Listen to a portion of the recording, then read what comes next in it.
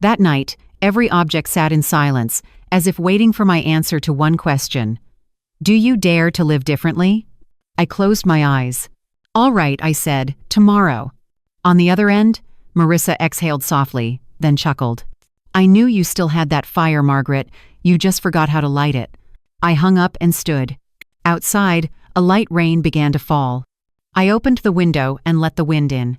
The fear was still there, but underneath it, I heard another sound. Thin, small, but real.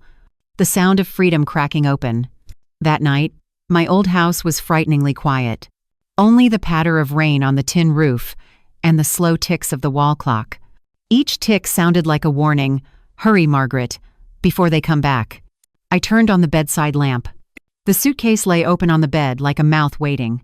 I didn't know what to bring, only that I had to go. Every item I picked up held a piece of my life. A teacup, a wedding photo, an old prayer book. I wanted to take it all, but the suitcase only fit what truly mattered. I chose clothes, medicine, documents, then stopped at the last drawer. That drawer hadn't been opened in years. I slid it out and found a worn wooden box. Inside were a few thousand in cash, the money I had saved by selling cakes, embroidering scarves, and baking cookies for church fairs. Not much, but it was mine. I smiled weakly. At least this part you can't touch. Then I found a small notebook and tore out a page. My hand shook as I wrote, Daniel, by the time you read this, I'm gone. You told me not to disappoint you. Today, I won't. I've been disappointed enough by you, and by myself. I'm keeping this money. It isn't yours. It's what remains of my life. You must learn that love is not control, and fear is not filial piety. When you understand that, come find me. If not, leave me in peace. Mom! I folded the letter, slipped it into a white envelope, and set it in the center of the kitchen table exactly where Daniel had left the brown one that morning. 2 envelopes, 2 opposite worlds. One to demand, one to depart. I walked the hallway one last time. Every photo, every doorway, every light bulb felt like an old stitch in this life. In the living room corner, Edward's picture smiled, cold and distant. I slid my wedding ring off and set it beside the frame. You won for 30 years, Edward, but not tonight. Outside, the rain had just stopped. The air was cool and damp, with the scent of earth and roses from the porch. I stood in the doorway, hand on the suitcase, heart pounding. It had been years since I'd stepped out without looking back. I pulled the door closed, gently. Click. A small sound, but it rang like the end of a lifetime. As the suitcase wheels bumped over the step, I felt strangely light. With each step, the old fear fell away behind me, piece by piece. I checked the time, 6:45 p.m. Exactly 1 hour before Daniel would return for dinner and the money. For the first time in years, I was the one to leave first. A taxi was waiting at the curb. The driver asked, "Where to, ma'am?" I pressed my lips together, staring into the night where the first light of freedom was breaking. "The airport," I said. "One way, no return." The car rolled forward. In the rearview mirror, my little house blurred in the rain. It was no longer home, just the memory of someone who endured too long. In the dark space of that night, I smiled for the first time in many years. The taxi door shut, and the rain faded behind us. The wheels hummed over the wet road, streetlights smearing gold across the window like streams of memory. I saw my reflection, old eyes, puffy from sleeplessness, but there was something new there, a fierce look I barely recognized. I gripped my bag, everything I had left, documents, medicine, the secret cash, and an old passport from the days I traveled with Edward. That was it. A lifetime of saving, packed into a cloth bag weighing less than 5 kilos. The car merged onto the highway. The rain stopped. The Florida night pressed in, thick with damp and exhaust. The driver glanced at me in the mirror. "Flying to see family?" I smiled. "No. Leaving them." He asked nothing more and turned on the radio. An old song came on, a trembling woman's voice, about leaving home in the middle of the night. Ironically, it was my story. At the airport gate, my chest felt heavy. Not from fear of being pulled back, but because freedom, for the first time, felt terrifying. I stepped into the bright terminal, squinting under the white lights. Announcements, footsteps, the rumble of rolling suitcases, so much noise, and yet, strangely, I felt I belonged. a place where no one knew my name, where no one called me Mom. At check-in, the agent asked, "Traveling alone?" I looked at the one-way ticket in my hand and nodded. "Alone. But it's the first trip I truly want." She smiled, not knowing her smile was the first welcome of my new life. The plane took off at 9:15. As the wheels lifted, I heard the wind hiss along the wings, and in that moment, I cried. Not from fear, but because I was no longer down there, in a house haunted by orders and threats called family. Beside me, a young couple chatted and giggled about their vacation. I watched them, warm and a little bitter.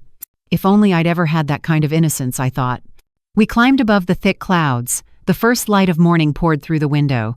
I raised a hand to shade my eyes, but the light still slipped through my fingers, warm, strong, bright like the universe whispering, "If you're alive, you can begin again." When the plane landed in Miami, my phone buzzed nonstop. 17 missed calls. All from Daniel. I stared at the flashing screen like an angry eye stalking me and powered it off. No reply. No hesitation. Outside the glass, Miami sunlight spilled like fire, glittering on the deep blue ocean. The wind carried salt, freedom, and a touch of loneliness. But beneath the airport noise, I heard something clearly end in X. My own heartbeat, steady and calm. 3 days after arriving in Miami, I began to learn how to breathe again. The sea was just beyond the balcony. The steady waves sounded like a lullaby for people who had lived too long in fear. Every morning, I sipped tea, watched the sun rise from the water, and told myself, "This is my home. No one gives orders anymore." Marissa visited daily.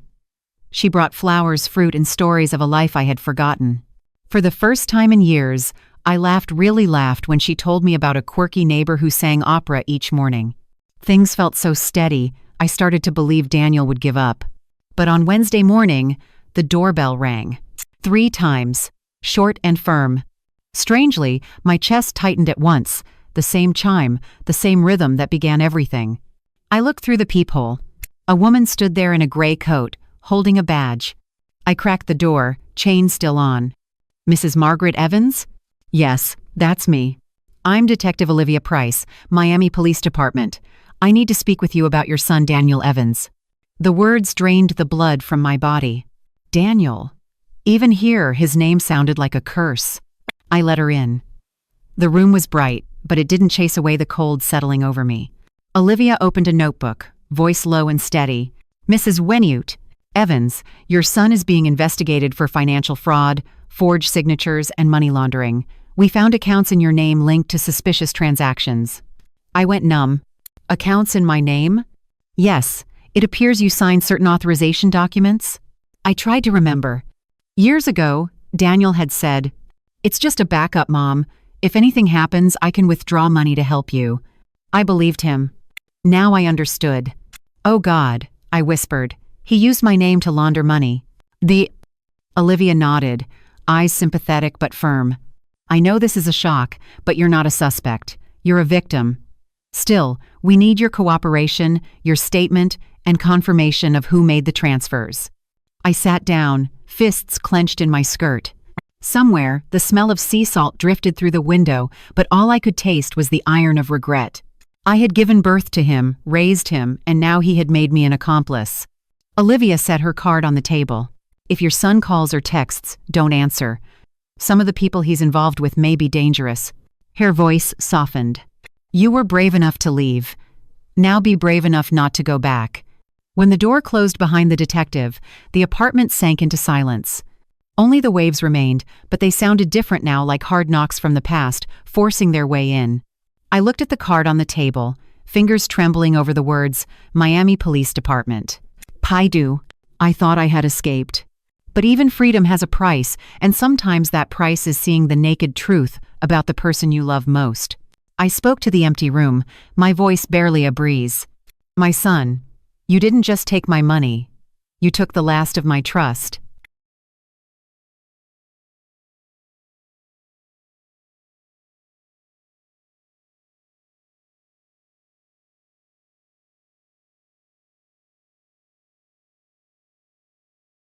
"3 days after meeting the female detective, I couldn't sleep. Every little sound in the hallway made me jump. Even the wind slipping through the door felt like footsteps.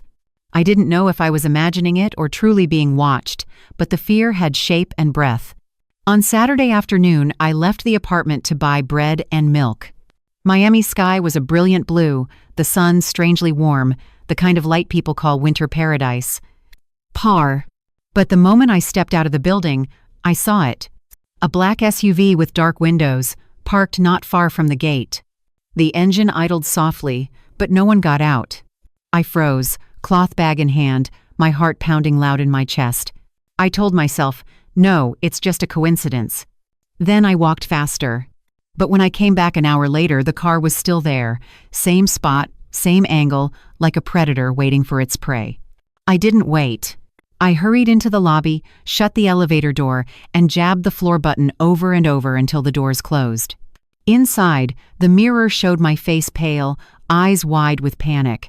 The woman in the mirror looked like someone on the run. And then I realized that's exactly what I was. Back in the apartment, I locked every window, pulled the curtains, and called Detective Olivia Price. I think someone's watching me. What did you see? What did you see? A black SUV. Parked outside since the afternoon. No one got out. Her voice dropped. Where are you now? At home, doors locked. Stay put. I'm sending someone. 20 minutes later, sirens wailed on the street below. When I peeked through the curtains, the black SUV sped away like a ghost in the night. The police checked the area but found nothing. Could be a coincidence, they said. But I knew there were no coincidences with Daniel. He always knew how to make people afraid, even when he didn't show up. That night, I sat on the sofa hugging a pillow, eyes fixed on the door. The clock read 11:47. I swear I heard footsteps in the hallway, slow, steady, stopping right outside my door. My heart raced, my hands shook as I reached for the phone. Then silence. No knock. Just a faint swish, like paper sliding under the door. I didn't move for a few seconds. Then I bent down and picked it up. A white sheet, folded in half. 6 words on it, slanted handwriting so familiar it chilled me to the bone. Mom, don't betray the family. No signature. I knew whose it was. I collapsed onto the floor, the paper trembling in my hands. It wasn't my imagination anymore. Daniel had found me. 15 minutes later, Marissa arrived. When she read the note, her jaw tightened. He's lost control. I'll call people. I have. The next morning, 2 plainclothes officers installed security cameras around the apartment, and Marissa hired a night guard. I knew she was trying to make me feel safe, but when night fell, every hiss of wind at the door still tightened my chest. Freedom, I once thought it was light. But in that darkness I understood. Freedom truly begins when you stop running and dare to face it. And that night, for the first time in my life, I stood, walked to the window, looked out at the Black Sea, and swore that if Daniel wanted a fight, this time I wouldn't back down. The next morning, the ocean was strangely calm. Waves rolled evenly, the sky was clear, soft sunlight spilling through the curtains. I was making tea when the phone rang. Caller ID, Detective Olivia Price. I answered, my heart tightening. Mrs. Evans? I have an update. I apped to. Her voice was steady, but I heard urgency behind it. Keyboard clacks, overlapping voices, a hunt in motion. We've been tracking Daniel for 2 days. He hired someone to scare you. I went numb. Hired someone? A man with a history of protection rackets. Luckily, we intercepted the call and recorded everything. I could barely breathe. He really wanted to hurt me? Not exactly hurt, but he wanted you scared enough to retract your statement. He called it a lesson for Mom. Despeed. Her voice went cold on those last 3 words. My fingers went icy around the receiver. What will you do to him? We're requesting an arrest warrant. I'll update you when it's approved. The call ended, but my heart kept pounding like a drum. In my head, I saw little Daniel, red shirt, wildflowers in hand, running through the yard shouting, Mom, I found flowers for you. That image blurred into the man Olivia described, and I could no longer tell where my son ended and a stranger began. That afternoon, the sky turned heavy gray with rain. I sat in the dark room without turning on the lights. Marissa came in, carrying the smell of rain and a stack of files. News. She set a paper on the table. Businessman Daniel Evans arrested for threats and conspiracy to intimidate a witness. I stared at the bold headline as if someone had punched me in the chest. They arrested him? This afternoon, right in front of his office. They have evidence, recordings, and testimony from the man he hired. Oh, God. I gripped the chair until my knuckles hurt, tears spilling uncontrollably. Marissa squeezed my hand, her voice firm. You saved yourself, Margaret. Otherwise you might be in a hospital today. I nodded, but I didn't feel relief. Only a cold emptiness spread through my chest. I didn't want to see Daniel in handcuffs, but I couldn't save him anymore. That evening, I turned on the TV. The news showed Daniel being led away between two officers, head down, wrists bound in bright steel cuffs. Flash popped. Reporters shouted questions. He said nothing, only lifted his head for a second, eyes straight into the lens, cold, angry, and empty. I couldn't look away. My throat closed, tears fell into my tea, leaving a bitter taste I couldn't name. Part of me wanted to scream, "That's my son," end quote. But another part whispered, "No, that's only the shadow of the child I once had." When the broadcast ended, the apartment sank into silence. I turned off the TV and stepped onto the balcony. The storm had cleared. The sky glowed after rain. Far below, police lights still flickered, a reminder. Justice doesn't take sides, it takes the truth. I stood there a long time, fingers on the rain-wet rail, and murmured, "You're bound by the law, and I'm bound by love. We both have to learn how to break free." The visitation room at the police station was cold and far too bright. Fluorescent lights washed the white walls, reflecting a pale truth bare, with no escape. I sat on a metal chair, fingers laced, palms damp with sweat. A thick pane of glass divided me from the other side. The steel door clanged open. The hinges screamed. And he walked in. Daniel, mi son. But the man wasn't the child I'd given birth to. Hair messy, dark circles, bloodshot eyes. The orange jumpsuit made his skin look ashen. I swallowed hard when I saw the bright cuffs around his wrists. Handcuffs. Something I never imagined would touch my child. He sat across from me, the glass reflecting two faces, one old and tired, one young and full of rage. The phone clicked. I lifted the handset, my heart pounding. Across the glass, he stared straight at me, eyes cold and sharp as a blade. "Mom's here," he said, his voice hoarse. I nodded. "You wanted to see me, so I came." Silence stretched until it seemed to widen the whole room. Then Daniel gave a thin smile. "Mom, you have to help me. I just need a little money. My lawyer says if you withdraw your statement, things could get easier. I just need you to sign one paper." I looked at him for a long time. Every mom leaving his mouth felt like a blade. I took a deep breath. "No, Daniel, I won't sign. No more money, no more lies." His face changed. "Are you crazy? They'll lock me up, do you understand?" "I understand. But I also understand that if I keep saving you, I'll die. Truly die, Daniel. Not from age, but because you're draining my soul." He slammed his hand on the metal table. The sound shook the room. The glass vibrated. A nearby officer flinched. "You dare betray me? I'm your son." "No, Daniel," I said softly, my voice shaking but firm. "You're a man who's forgotten how to be a son." His eyes bulged. I saw a bead of sweat slide down his neck, and for a second fear. Yes, for the first time, he was afraid of me. "You'll regret this," he growled. "You'll be alone. No one will stand with you." I gave a sad smile. "Maybe. But at least I'll stand with myself." In that moment, I felt the cord between mother and son snap.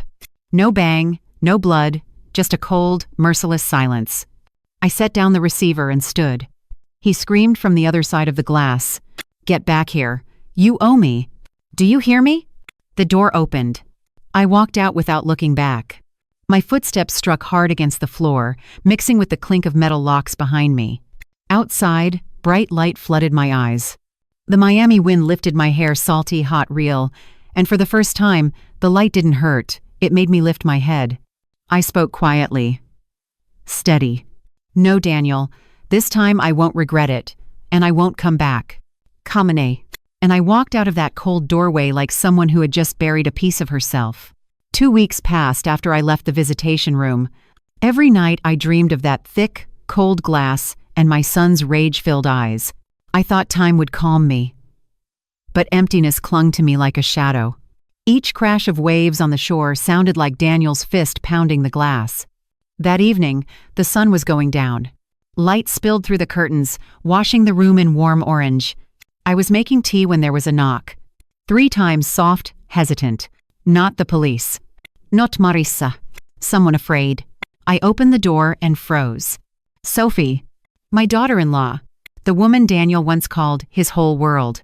She stood there. Thinner, pale, eyes swollen from crying.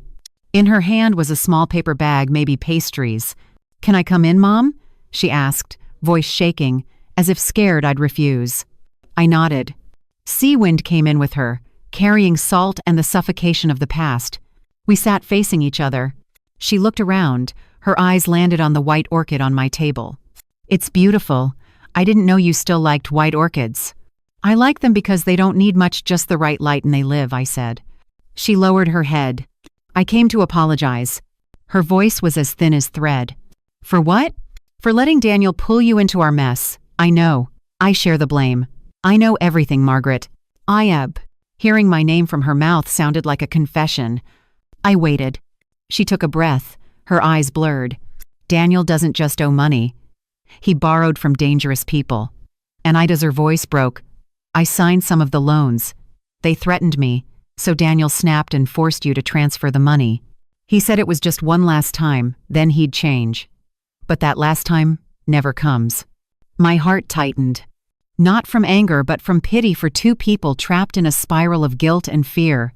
"I'm scared, Mom," she said. "Scared of Daniel, scared of them, scared of myself. But when he was arrested, I wasn't angry. I just felt relief. Because finally, the nightmare stopped." I set down my cup and looked into her eyes. "Do you know why I left?" She shook her head. "Because you can't save anyone when you're drowning. I once believed silence was love. Now I know sometimes silence is complicity." Sophie burst into tears. I went to her and held her. 2 women, one old, one young, carrying wounds from the same man. Her tears soaked my shoulder. Hot, real, making me tremble. "I'm sorry, Mom," she choked. "I didn't know Daniel had hurt you that much." "I forgive you," I whispered. "Because I was you once, loving the wrong way, thinking sacrifice could save someone else." She lifted her head, eyes trembling. "I just want to ask, would you ever want to see him again?" I smiled faintly, looking out at the sunset sky. If one day Daniel truly knows how to love not others, but himself in the right way, then maybe I will. Sophie fell silent. The day's last light washed over our faces, no darkness now, just 2 women learning to stand after the collapse. That morning, the sea was flat as blue paper. I opened the balcony door. Wind swept in with salt and the cries of seabirds. After months of tension, my small apartment finally felt warm. The orchids were in full bloom, the teapot steaming, and in the corner, a frame with my 2 grandkids smiling bright. I thought I was moving past the pain, until the mailman arrived. He tapped the door lightly and smiled. "Letter for you, from Monroe County Jail." I froze. My heart slammed once. Hard. Monroe revived 100 memories, cold neon, handcuffs, the glass partition, screams of despair. I took the letter, the paper slightly damp, smelling of disinfectant. The handwriting on the envelope hurt to see. "Daniel." I sat at the table, staring at it like an open wound. Part of me wanted to throw it away and bury everything with it. But another part whispered, "Open it, Margaret, just this once." I opened it slowly. A single sheet, folded in thirds, trembling in my hands. His handwriting still his, but smaller, weaker, as if the pride that once scared me had drained away. "Mom, I don't know if this letter will reach you. I just want to say, for the first time in my life, I know what it feels like to lose everything. In here, I have nothing to show, no one to command, nothing to hold on to except memories. And the only memory that doesn't break me is you. I've thought a lot about the day you left. I was furious. I thought you betrayed me. But now I see you were saving yourself. You saved me too, even though I didn't deserve it. Here, they make us work. I'm growing plants, in real soil. I never knew putting a seed in the ground could make my heart shake like this. Maybe you planted love in me long ago. I was just too blind to see it. I'm not asking for money or forgiveness. I just want you to know I'm trying to become someone else. Someone you won't be ashamed to look at. Daniel. I folded the letter and set it on the table, realizing my hands were shaking. Not from fear, but from something else. Something I'd forgotten. Hope. Outside, the sea turned pale gray. Waves followed one another like lines of a sentence still being written. I sipped my tea, let its light bitterness touch my tongue, and exhaled slowly. I don't know if that letter was sincere or just a late bid for redemption. But I know one thing. I no longer hate my son. I still hurt, but the pain now has shape and edges. It no longer swallows me whole. At sunset, I took the letter to the balcony. Wind rose, leaves trembled, the water heaved in the distance. I lifted the page and read the last line again. You won't be ashamed anymore. I smiled, folded it, and placed it in a small wooden box, the place I keep memories I no longer run from. And for the first time, I whispered to the wind. Thank you, Daniel. Not because you've changed, but because you showed me. Forgiveness can begin in silence. By March, the ocean wind had gentled. Miami mornings blazed bright. Early suns scattered over the sea like 1,000 shards of glass. I started waking early, making tea, opening the balcony, letting the salt air run through my hair. No warning bells now. No nightmares of handcuffs. Only gulls, waves, and the true rhythm of freedom. One day, Marissa dropped by with a big cloth bag full of colored thread. Still good with your hands? She grinned. I arched a brow. Planning to test me? No, she set the bag on the table. Planning to help you start a class. A class? Embroidery. For women who've been hurt. You don't. I was stunned. Marissa went on, voice steady, like an idea long ripened. Women who've been deceived, abused, robbed of their voices. They need someone who understands, someone who stood up after the wreckage. I looked at her face, strong, bright, determined. And I understood. I smiled. All right, let's begin. The next week, I opened my small apartment, added a few chairs, spread white cloths, and laid out bright spools of thread. Only 3 women came that first day. A newly divorced wife, an elderly mother abandoned by her son, and a young woman who lost all her savings to an online boyfriend. They sat quietly. No one talked much. Only the soft tap of needles on fabric like steady heartbeats. I spoke slowly. Each stitch is a wound being sewn, but you have to hold the needle yourself. No one can sew for you. The old woman smiled sadly. My hands shake. I probably can't sew at all. Dabble fixty. I held her hand and placed the needle gently. It's all right. You can begin with shaking. What matters is, don't let go. In the next sessions, more women came. Someone brought pastries, another tea. Someone else just sat and listened to me tell the story of a mother whose son took all her money, but who chose to forgive. No one asked that mother's name. They only nodded quietly, eyes shining. Little by little, my apartment became a small, warm place. A place where women sat together, embroidering flowers, leaves embroidering their lives back together. We called it the Thread House. One evening, as the room glowed with sunset, a young woman asked, Miss Margaret, do you still hate anyone? I paused and looked up. My needle hovered over a half-finished flower. I thought for a long time, then smiled softly. No, hate is how we keep them living inside us. And you know, sometimes forgiveness isn't because they deserve it, but because we deserve peace. She lowered her head. A tear fell onto the fabric, soaking into the red thread. I added gently, each stitch today is a promise. No matter how torn life gets, we can mend it if we're patient. The room fell quiet. Only the last light glinted on the threads like wounds being soothed by sunlight. That night, after everyone left, I stood at the window and looked at the sea. In the soft break of waves, I heard someone whisper, still planting, still trying. Daniel, or just the wind? I don't know. But I smiled, relieved, because whoever it was, I knew the seed of change had sprouted. That morning, the sea was an unreal blue. The wind carried salt and wildflowers along the coastal path where palm trees cast long shadows on the sand. I picked up my yarn basket, ready to teach a new class at the Women's Center, but when I reached the narrow path to the beach, I stopped. In the distance stood a group in beige uniforms and canvas hats, cleaning trash and planting along the shore. 2 officers watched a few meters away. It was the state's community work program. I saw them every month. But today, something was different. A figure made my heart stall. Tall, lean, walking slowly, shoulders slightly bent, calloused hands gripping a shovel. When he raised his head and the light hit his face, the world around me held its breath. Daniel. Time and sun had stripped away the old pride. The once cold features were now worn and tired, but honest. A kind of honesty I'd never seen in him. He stood there between sand and wind, no handcuffs, no cell, only light. And in that moment I understood. Life was giving us one last chance. I walked toward him. The officers moved to stop me, but I said softly, "I'm his mother." The young officer looked at me, then nodded. "5 minutes, ma'am." Daniel saw me. He froze, gripping the shovel handle. The wind blew hard, tangling his hair. Our eyes met, one from a person who used to beg, one from a person who used to run. For a few seconds we said nothing. Only the waves spoke between us. Then he rasped, "Mom, are you all right?" I smiled gently. "And you?" He lowered his head. "I'm trying. I know." We stood only a few steps apart, and yet it felt like an ocean lay between us. I looked at his sun-darkened hands, new calluses on his palms. I pointed at the saplings he'd just planted. "They're beautiful. They'll grow fast." He smiled, small, real, a little shaky. "I plant every day." Someone said, "When you care for something that knows how to grow, you learn what real love is." I felt my heart crack open, not with pain, but with tears. "Do you understand now?" He stared at the sea, voice tight.